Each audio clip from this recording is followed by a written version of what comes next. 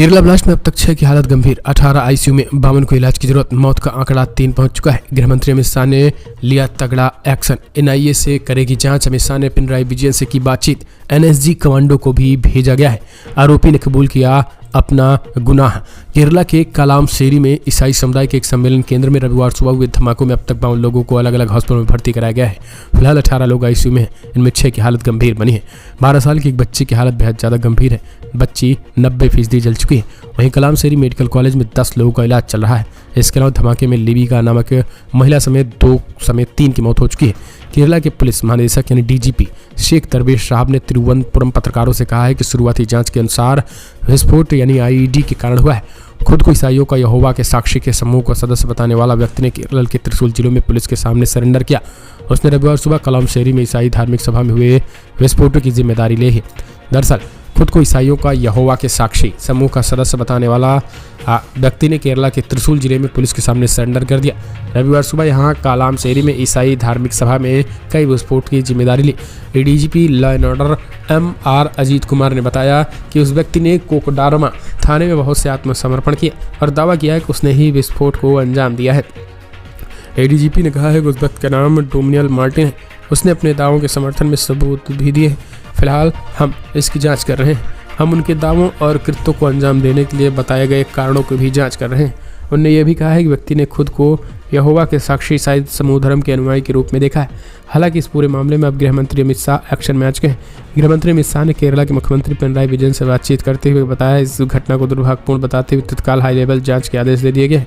अमित शाह ने सीधे तौर पर आपको बता दें, अमित शाह ने एनआईए से जांच कराने के आदेश दे दिए हैं। गृह मंत्रालय ने एक्शन लेते हुए तत्काल एनएसजी कमांडोज को भी भेज दिया है। हालांकि थोड़ी देर बाद ही जो है वो आरोपी ने अपना गुनाह कबूल करते हुए सरेंडर कर दिया, लेकिन उसके बावजूद भी केंद्रीय एजेंसियां जो है वो इस पूरे मामले की गंभीरता और गहनता से जांच कर रही हैं।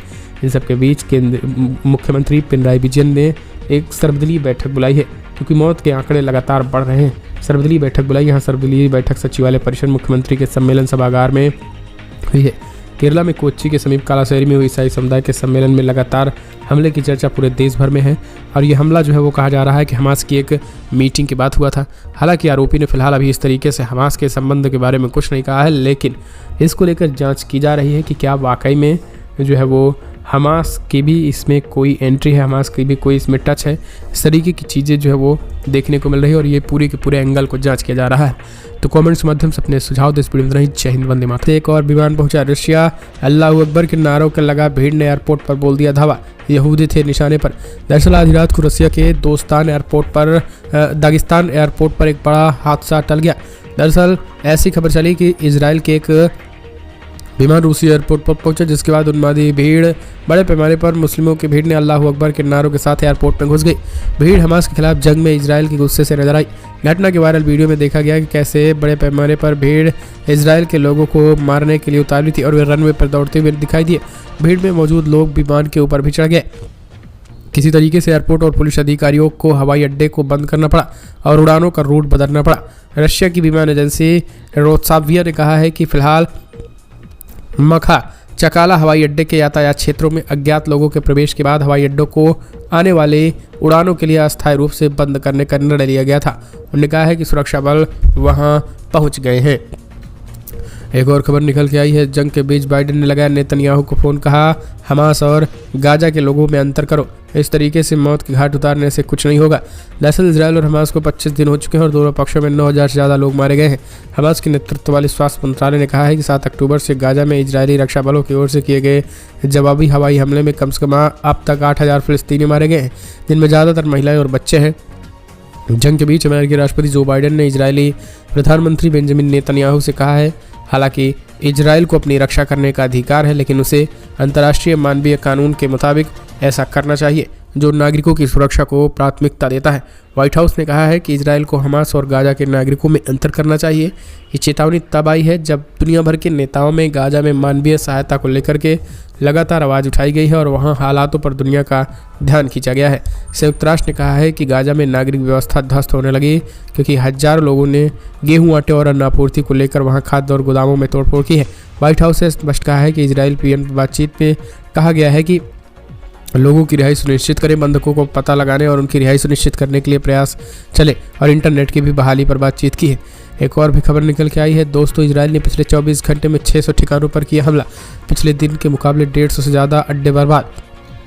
दरअसल आपको बता दें, लगातार इजरायली सेना अटैक कर रही है और इस अटैक में पिछले 24 घंटे में 600 से ज़्यादा ठिकानों को निशाना बनाया गया है। हमास कहा जा रहा है कि हमास के ठिकाने थे, जबकि आम घरों पर यह बमबारी की जा रही है। इसमें इजरायली सेना बीते शनिवार को हमास 450 ठिकानों पर हमला किया गया है कहा जा रहा है, और यही कारण है कि सीधे तौर पर उन्होंने भीषण अटैक को इस तरीके से दिया। और आपको बता दें, पिछले 24 घंटे में जो मारे जाने वालों की संख्या 450 को पार कर गई है। ऐसे में आप समझ सकते हैं कि किस तरीके से जो है वो लगातार सिचुएशन खराब हो रही है। अगली एक और भी खबर निकल के आई है दोस्तों, जहां इजरायली सेना ने फिर से दी फिलिस्तीनियों को धमकी, बोले फिलिस्तीन के लोग उत्तरी गाजा छोड़कर अस्थायी रूप से दक्षिण में चले जाए। तो लगातार उत्तरी गाजा पर भीषण अटैक करके उन्हें दक्षिणी गाजा भेज रहा है, फिर कहेगा राफा बॉर्डर खुला है, आप मिस्र में चले जाइए। इस तरीके के खेला चल रहा है। एक और अपडेट, लाखों ने घेरा अमेरिकी दूतावास और मुस्लिम एकता के लगाए नारे, फिलिस्तीन पर पाकिस्तान में खूब बवाल मच गया है। यह दरअसल इजराइल और हमास के बीच छिड़ी जंग को लेकर पाकिस्तान की राजधानी इस्लामाबाद में जोरदार प्रदर्शन हुए। लाखों की संख्या में लोग अमेरिकी दूतावास को घेर दिया और बड़े पैमाने पर अटैक कर दिया। इजराइल से पाकिस्तान का कोई कूटनीतिक संबंध तो नहीं है और उसे एक देश के तौर पर मान्यता भी नहीं देता है। ऐसे में इजराइल के विरोध में भीड़ अमेरिकी दूतावास के बाहर जुटी और फिलिस्तीनियों के समर्थन में नारेबाजी करती हुई भीड़ इजराइल और अमेरिका के खिलाफ भी बरसती दिखी। इस दौरान जमात इस्लामी के नेता अमीर सिराजुल हक ने कहा कि गाजा का मसला हर मुसलमान से जुड़ा है। गाजा में अब तक इजरायली हमलों में 8,000 से ज़्यादा लोगों के मारे जाने का दावा किया गया है। 7 अक्टूबर को हमास हमले के बाद इजरायली ने जवाबी एक्शन शुरू किया था। हमास ने इजराइल के करीब 1400 लोगों को कत्ल कर दिया था और करीब 250 लोगों को किडनैप कर लिया गया है। एक और भी खबर निकल के आई है, जहां फिलिस्तीन के समर्थन में तुर्की और इंग्लैंड में हुआ प्रदर्शन, लाखों की संख्या में सड़कों पर उतरे लोग, तुरंत युद्ध रोकने की मांग। जी हाँ, दरअसल फिलिस्तीन और इजराइल के बीच जारी युद्ध को लगभग 18 दिन बीत चुके हैं। इजराइल की तरफ से किए जा रहे हमलों में आम आदमी अपनी जान गंवा रहे हैं। इसको लेकर पूरी दुनिया में 2 गुटों में बढ़ चुकी है और पूरी दुनिया में लोग, अमन पसंद लोग प्रदर्शन कर रहे हैं। कल भी जो है इंग्लैंड यानी लंदन में ज़बरदस्त तरीके से प्रदर्शन हुआ और ये भीड़ जो है वो आप देख सकते हैं, ये भीड़ आप देख सकते हैं, सड़कों पर आने जाने के जगह तक नहीं बचे।